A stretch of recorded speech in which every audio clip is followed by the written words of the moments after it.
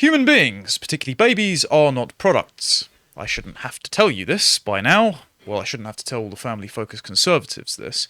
But, and I'm sorry, Stelios, someone forgot to tell the rapidly metastasizing, autonomy-maximizing liberals that babies are not products and that people shouldn't commodify themselves. And so we're going to have a conversation about the impact of that branch of liberalism today on the surrogacy industry specifically. And I wanted to start off with this tweet from Planned Parenthood.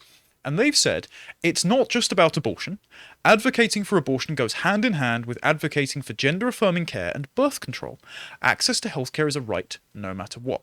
Now, Stelios, I can already preempt that you're going to disagree, but what do you think about the logic that they're exercising here? The thing is that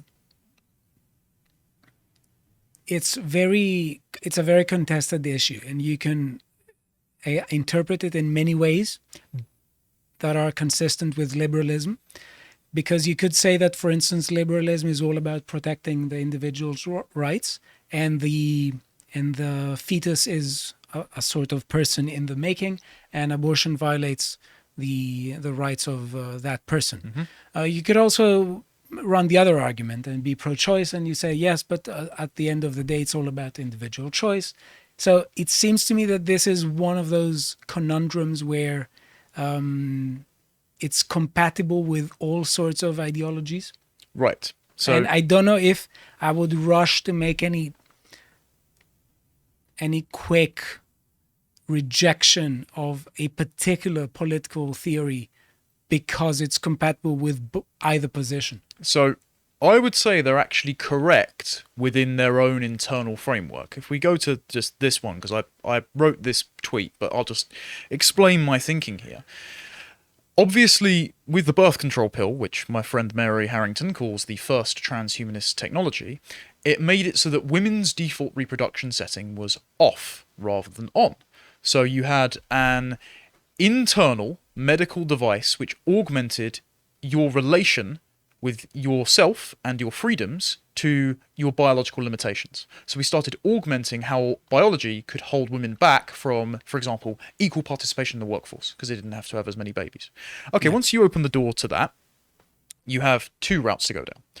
Number one, you have the route of gender modification. So if you can augment your body with hormones to stop you being pregnant, why can't you augment your body with hormones to swap your gender in line with your self-conception? And if the only thing holding you back from being a woman is your ability to actually have children, then surrogacy or artificial wombs are the next step in that chain of technological evolution. And so our conception of what constitutes human, gendered, male and female, is in a race against time, thought-wise, with the technology that allows us to break those boundaries. So that's the argument for the gender one. The argument for the abortion one, and Peter Hitchens, rather, made this in Abolition of Britain, but since folks like Louise Perry and Mary have made the same argument, is because the contraceptive pill was widely rolled out, and it was promised that it would have less unplanned pregnancies, people were having more casual sex because there was no reason to abstain from casual sex because you didn't have to risk a pregnancy anymore. And because more people had more casual sex, more unplanned pregnancies happened just because the pill wasn't foolproof. So then legal abortion became the next step in the evolution of freeing women from the tyranny of reproduction so they could be fully autonomous persons. This is why also childcare is downstream of that, which we'll mention slightly later. And so Planned Parenthood's logic is, okay, it doesn't stop at birth control. It goes down the route of you can hormonally redefine yourself, and if you're taking control of your reproductive freedom and you're subordinating your obligations to your children to your own ability to manifest your ambitions, then of course abortion is connected to birth control. The two are both contingent on the fulcrum of personal choice. It's the freedom at all costs version of liberalism. And so what they're saying does make sense. I don't agree with it, but it's logically consistent, and it's the dominant paradigm. And this is something that you and Carl have recently spoken about in this new premium podcast, which released yesterday, called Why Liberalism is Universal Acid. And you and Carl went over Sex, Culture and Justice, which was an essay about a liberal trying to reconcile her objections to female genital mutilation with her endorsement of breast implants. And the contest was over whether women can have informed consent to FGM versus they can have informed consent to breast implants. and it was trying to reconcile the seemingly contradictory goals of equality and the complete unimpeded ability to make decisions autonomously, hypothetically as well, because if you start going down, okay, what constitutes autonomy? You've got to ensure education, you've got to ensure no coercion, you've got to ensure no biology Informed holds you back. consent. Exactly. So it's an impossible standard. And if you pay us £5 a month, not only do you support the podcast because we're demonetized on YouTube, but you get access to content like this. And I really recommend you go and watch this and the prior debate on liberalism that you did for Symposium, because I thought it was really good. Were you convinced by any of Carl's arguments here? The thing is that for me, we sort of agree, Right. but we are looking at the terminological bit from a different angle. So, for instance, Carl is much more interested on the idea of sentiment. I am interested in the idea of sentiment, but I'm also interested in the idea of liberty. And I think that this is just a hill that we should die on, and we shouldn't give that on to the other side, even if the other side is very aggressively conceptual. Now, with respect to what you said before, I don't have any easy answers. If I told you that I have any easy answers, I would be lying. But I want to at least lay out my cards here about the issue. It seems to me that when you are in favor of liberty, you are in favor of a more dynamic society. For instance, take what we were talking about before about the 5-year plans in economy. A 5-year plan in economy is a plan for a static economy. It has no room for experiment or spontaneity. So if we just make this claim not just in the economy, and we use it and we apply it in various other contexts, we will see that when we are in favor of freedom, we are in favor of more dynamic societies that have, let's say, room for more experimentation. Now, of course, there will be a problem every now and then. And many of these things are problems that we couldn't have predicted in advance. So, for instance, when it comes to property rights and when people are, let's say, getting on each other's nerves with noise, this is not something that could have been predicted. It's something that arose in the meantime. So, for me, when I'm in favor of a society that prizes liberty, I want a kind of dynamic society. I don't want a society where the individual creativity is stifled. So my focus is on having a bottom-up, spontaneously free society that will generate undoubtedly some social problems, and then use, let's say, social organization as a means of mitigating that. So, for instance, when it comes to, let's say, a lot of the atrocious things that take place now with the gender movement, yeah, of course, I do think that some of these things should be banned. The issue you have, though, when you make freedom the highest possible value that we must seek towards, I don't. Okay. I think these people do. When you say you're most interested in freedom, I understand what you mean. But when freedom becomes the maximum value rather than what is the moral direction with how to use that freedom, a sort of social prescription, then freedom itself, attaining that freedom, becomes a moral goal. And because you can't quite quantify freedom or informed consent or rational self-interest, all you can do is look for endless amounts of barriers to achieving that hypothetical perfect consent or freedom. And so that's why a branch of liberalism has gone from protecting citizens from unjust state persecution to protecting citizens from having any bonds of obligation on each other, to the point of infants and mothers. And so it has spread like a cancer and is now treating any bond of unchosen obligation as a pathological incursion on your autonomy. I totally agree with you here, but I think that for me, liberty is not the only goal. It is one among many goals. And if you see the history of classical liberalism, you will see that at the core of it is the Reformation and the religious wars that came afterwards. And it's the attempt to create a society that, despite massive disagreement about views of what constitutes the good life can coexist. So, to my mind, the classical liberalism I'm defending is the classical liberalism that says that, well, I don't want to recognize moral authorities who are going to coerce me into living the life that they think is best for me or anyone. So this is compatible with not treating liberty as the only goal, which means that I want liberty because I want to be left alone to pursue my idea of the good life. That doesn't mean that the good life will involve freedom, but it won't involve only freedom. For instance, it may involve family. It may involve, friendship. It will involve. Not may. I think it will involve. So for me, the problem is not so much with that. The problem is when we have conceptions of the good life, and we have people who argue that family, friendship, and other people are not part of what the good life is. So they do want freedom, because I want also, but they want freedom that they know to do nothing. They don't know what to do with. So just to draw a line under it, so freedom for you in the political liberal tradition is a means of attaining the good life, rather than freedom being an end state in and of itself that everything else has to be jettisoned in order to pursue, which is the comprehensive liberal position. Yeah. And the thing is, with the comprehensive liberal position, and the reason I've brought this up, is because there's a paradox here, which we've already spoken about, in terms of involuntary obligations and relationships, and nothing is more involuntary than a mother and her child.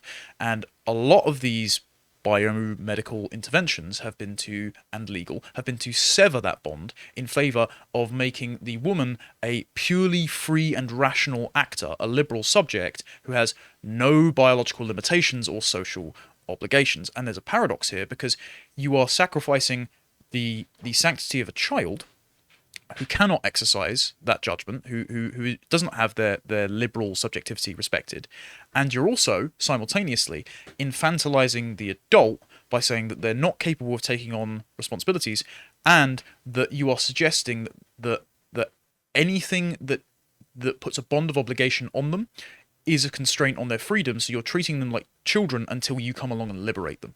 And nowhere else, I think at the moment, is this debate better exemplified than the current surrogacy debate. And I'm going to shock everyone and play a clip from Keeping Up the Kardashians. I really wanted to raise the tone on this podcast. How did this occur to you? Well, you're so smart, Stelios, I had to bring your IQ down to make myself feel a bit better. But this is a really interesting clip. This has been doing the rounds. Is it the family with Kendall? I don't know which one's which. All I know is that this woman's name is Chloe, and then Kim Kardashian is gross. The reason I'm playing this clip is because it's reignited the surrogacy debate on Twitter and among the commentariat on the dissident right, particularly the former feminists who are raising some good points. So let's talk about Khloe Kardashian, listen to her, talk about her recent experience with surrogacy. Please play. Surrogate process, Kim knows it's really hard for me. Well, what does that mean? She had a really hard time accepting the whole process. Got it. It's a mind. It's really the weirdest I thing. could see I that. do think that there is a difference. When the baby is in your belly, the baby actually feels your real heart. Think about it. Right. It like touches your organ. Like there's no one else on this planet that will feel you from the inside like that, like your heart, you know? I got so many good jokes. And people can connect in different ways. People could not connect. Do you feel less connected? Mm-hmm. That'll take a minute. Yeah, people say. I mean, listen, but Kim the other was said 10 months of hers walking was around. like easy. This is not easy. I definitely buried my head in the sand during that pregnancy, that I didn't digest what was happening. And so I think when I went to the hospital, I really think that was the first time that really registered. And it has nothing to do with the baby. It's just, you're like, okay, we're having a baby and this is my son and I'm taking him home with me. I definitely was in a state of shock, I think, from my entire experience in general. Don't stop. I felt really guilty that like this woman just had my baby and I take the baby and then I go to another room and you're sort of separated. Like I felt it's such a transactional experience because it's not about him. I wish someone was honest about surrogacy and the difference of it, but it doesn't mean it's bad or good. It's still great. Look at how the liberal programming kicked in right at the end there. Sorry, I have to say this, and I wasn't in top form, but I have trouble understanding what the Kardashians. I mean, it takes some kind of nerve if you don't have a family that is not exactly. Whatever. Are we going to take family advice from these people? No, but it's a great example as to why we should listen to it, because they have been caught up in the wealthy liberal paradigm, because the reason is they all make money off their bodies, right? They all sell photos themselves or whatever. This is why they use surrogates, because as autonomous financial actors, they don't want to impact their figure because it loses the money, so they outsource gestation to women either overseas or women that they're paying in the US.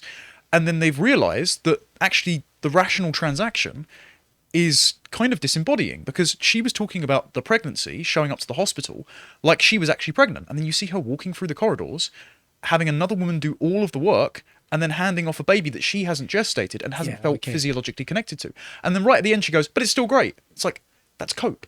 That's total cope. It is cope. And the thing is that there can be no autonomy here, because autonomy requires understanding what it is that you are going into. Yeah. And I think that many women who claim to know in advance how giving birth to a baby is going to be like and selling it then, I don't think they are really informed in what they're doing. No, definitely not, because also, and we'll get onto exactly how later, but pregnancy and birth is physiologically preparatory, not just for a baby, but it makes a mother too.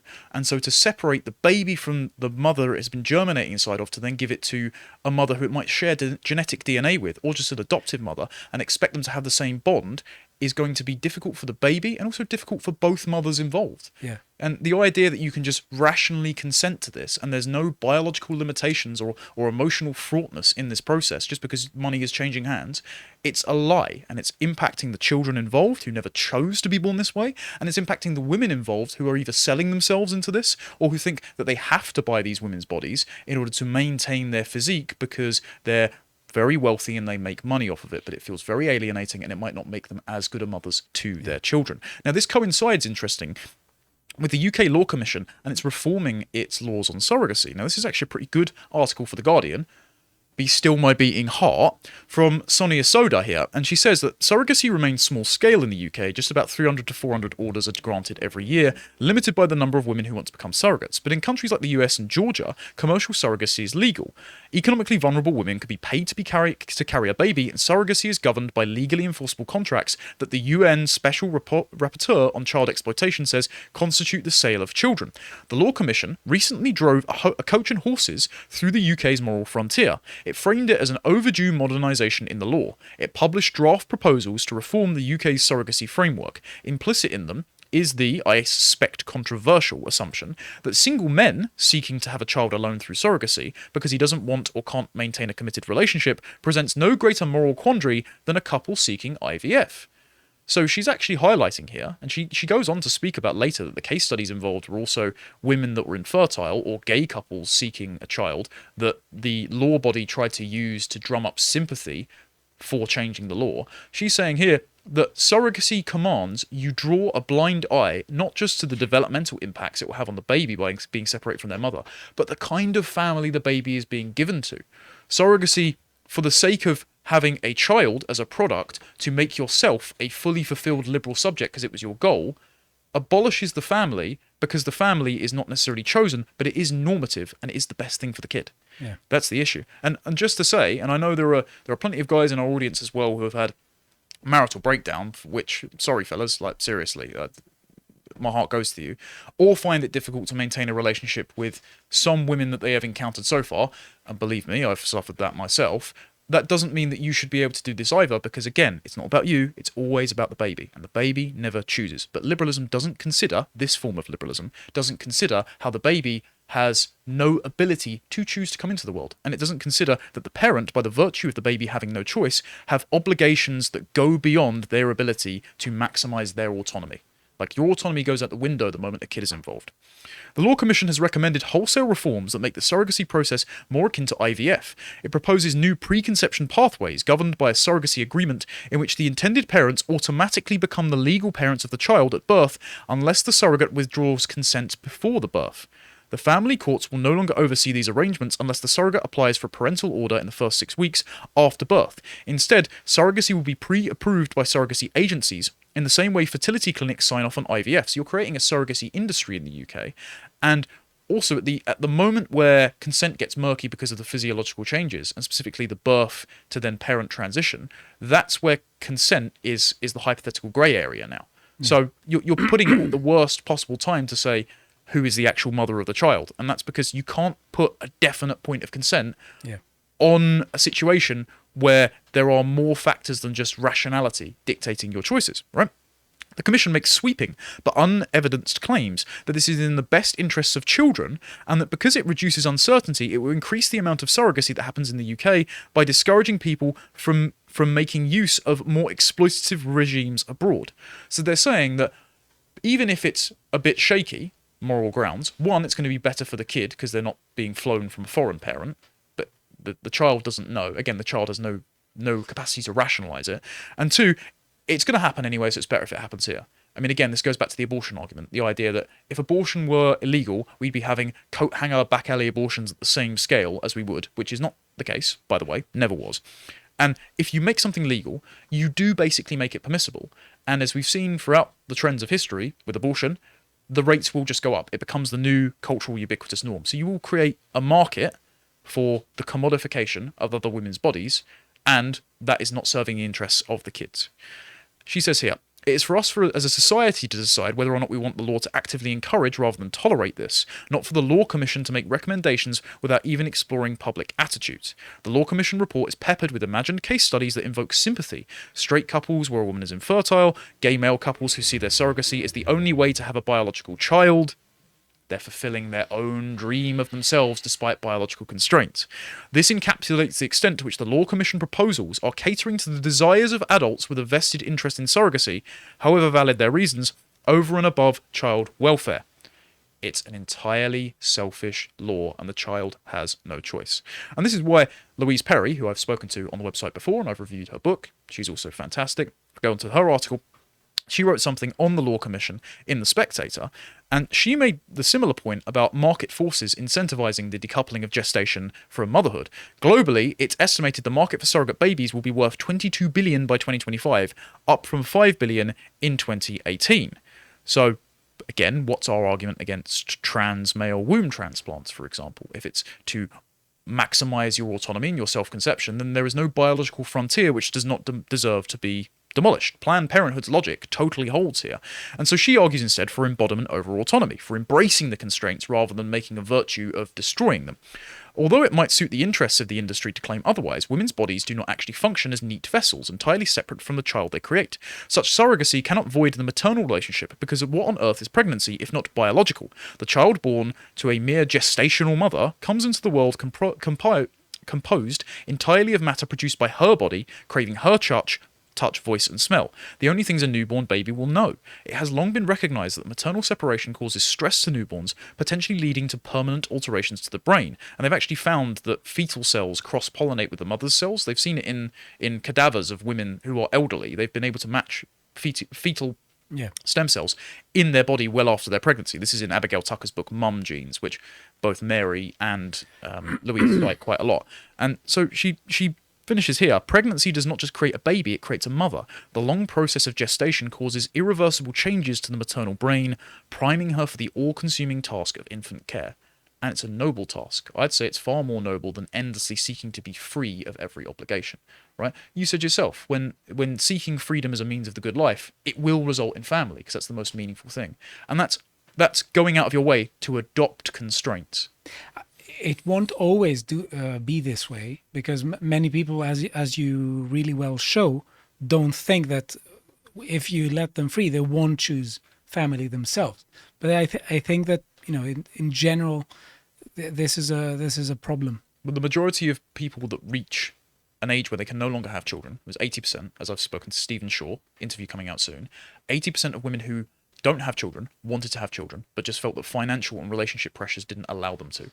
So instead, you could actually make an argument there that materialist policies pursued by materialist autonomy maximizing liberals have revoked the choice of having a family from people that would otherwise want to have one, but they're not willing to countenance their role in revoking abilities to make choices. And it's also another problem with how people think of their, let's say, mental abilities. For instance, there is a tremendous pressure that many people feel that they have to answer all of their lives' questions right now. And this, I feel that, to be honest. I do understand that. I think that it introduces a kind of pressure that isn't good. And it seems to me that many of the women who think of doing such a thing, they don't think that in 9 months from now may feel really different. Yeah, no, that's entirely true. Again, there are no temporal considerations in the autonomy maximizing positions. They just think of themselves as a sort of end of history state of perfect rationality, and that's just not how humans operate. Age is an entropic factor on your senses and your mental facilities. It's just something to think about. So Louise went from this article into a debate with a woman who is the head of Surrogacy UK. If we go on to this next link, please. So you can listen to this in your own time, but I just pulled a quote from here. So when Sarah Jones was asked why she had surrogacy, she said, "For me, it was just a case of why not? People volunteer to do things all the time which other people can't understand." So she equates it to climbing Kilimanjaro, which is a personal thing, but then she knows there's a difference between the two, because then she acknowledges the baby puts an involuntary moral obligation on the mother that it's born to, but she just doesn't like it. Because then she says, slightly earlier, as surrogates, we don't wish to be financially, morally, or legally responsible for children that aren't genetically ours, that aren't a part of our family. So financially and legally, you can solve through government intervention, right? This is the comprehensive liberal view of you need to intervene to correct a perceived injustice, right? But you're always going to be morally on the hook for a child because the child had no choice but to be born to you. And this is the contradiction that the pro-surrogacy side can't quite reconcile. She said, "I am ardently against commercial surrogacy in all its forms because she regards it as a form of financial coercion for vulnerable women." Again, the hypothetical standard of, but if I rationally chose surrogacy, if I wasn't being financially coerced, well, again, what's the threshold for not being financially coerced? Because you're always going to have to pay bills and things like that. Then you can't answer surrogacy under the question of autonomy, even for the woman undertaking it. Like, you can't properly consent to this without biological factors playing a role even before you become pregnant, and it impacts you. There is the incentive of marketizing, fetuses. Yeah. And infants, Yeah. which is it's something that should be resisted, I think. Yeah. Babies are not products. Yeah. Again, we need to remember And I mean, this. and that's not the only way we relate to each other. We don't go and look at women, and say, no, healthy female of breeding age, and things like that. Was that chat-up line never work for you, Stelios? No, it's not like that. It's not a resource. Yes. Yeah. Yeah. The arch misogynists on the podcast, the Lotus Eaters, don't think that women are cattle. We've made breakthroughs here somehow, but we're still going to be accused of it anyway. Oh, well, don't care. So where does this logic actually extend to? Again, particularly with surrogacy. Well, we go on to this Insider article.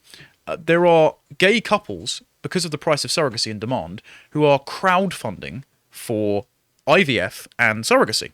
And so many insurance policies, because they define infertility as the inability to conceive after a certain period of unprotected sexual intercourse, they won't insure gay couples for this, or they put their premiums way higher.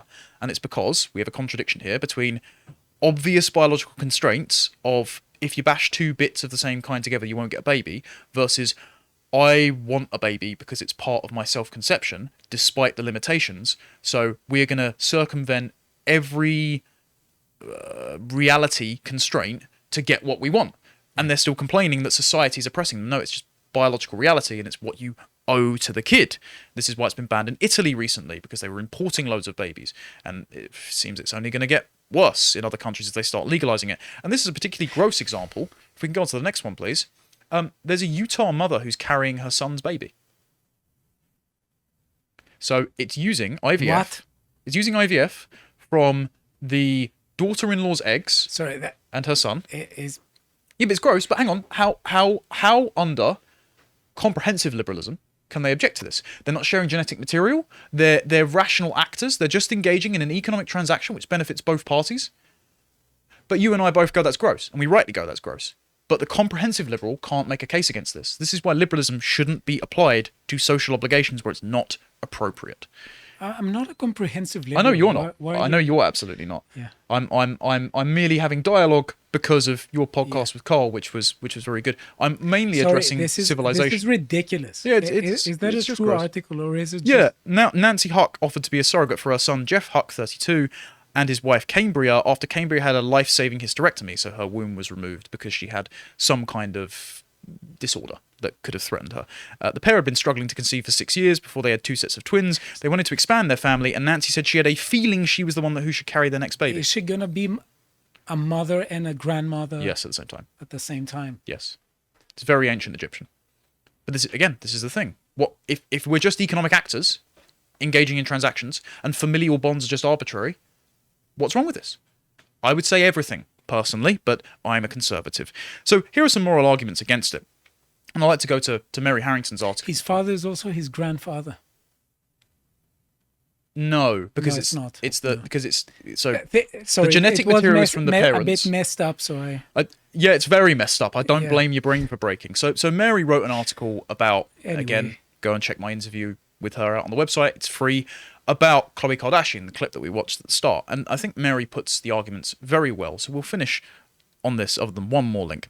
Research shows that while non-gestating parents, surrogates, undergo similar neurological changes to a pregnant woman when they're trying to bond with the infant, this takes longer and comes via contact with the baby.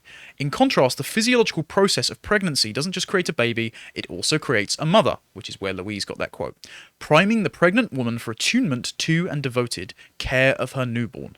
So we can't simply say that because some babies need adoptive parents, the relationship between birth mother and baby is of no importance. Surrogacy bakes mother loss into a baby's earliest experience. It inflicts this loss on a profoundly vulnerable infant in the name of adult desire. Parents have a duty to put their children's needs first. This is an inexcusable inversion of that duty.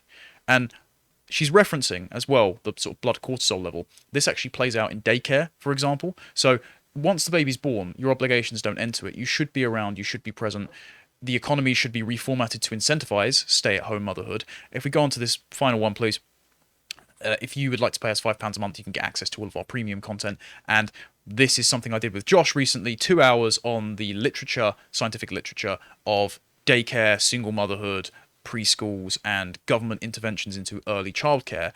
And one of the studies we found is that if a baby is separated from its mother early in its life, its blood cortisol remains from its peak when first waking up, remains higher throughout the day rather than it dropping off to normal levels if it has contact with its mother.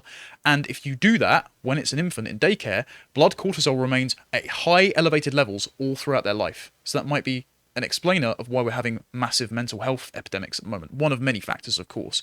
But you're physiologically priming infants to be in a state of distress all throughout their adolescence, and when they grow up, they're going to have difficulty forming deeply attached relationships. So this is the point. The sort of comprehensive liberal perspective, the idea that you should have no unchosen obligations to other people, including children who did not choose to be brought into the world by either you or a surrogate mother, is a lie. It's doing a disservice to the women who buy into it. It's doing a disservice to the children who did not choose to be born this way, but have to bear the psychological and physiological brunt of this for the rest of their lives. And so the surrogacy industry is the commodification of women and babies. It should stop. I totally endorse it to be banned. Stop commodifying kids. If you appreciated that segment from the podcast of the Lotus Eaters, you can go to lotuseaters.com to get access to all the premium content that's on the site, such as the Symposium series, this episode on debating Ayn Rand's ethics. If you'd like to find out what else is being put out, you can follow on Getter at lotuseaters_com on Getter. Thank you and goodbye.